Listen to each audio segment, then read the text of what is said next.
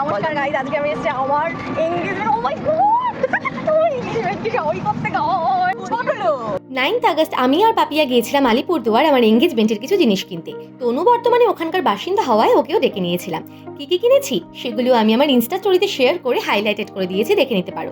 এরপর কেনাকাটা করে ভাবলাম শ্রাবণী মেলায় যাওয়া যাক। ওই দেখো গাইস, মেলা সবথেকে বড় কথা দিনের বেলা টিকিট লাগে না। মেলায় বলছে কোন আমরা ঢুকতে। মালাইকুম ma'am, where are you going? ওমা, গিয়ে দেখি ভর দুপুরে মেলা বন্ধ, খুলবে বিকেল 5টার পর। অগত্যা কিছু ফটোস তুলে আইসক্রিম খেয়ে গেলাম তনুর বাড়ি। কতদিন পর তনাদি পাপাইদা আর এই যে দুষ্টুমির পাহাড়টার সঙ্গে দেখা।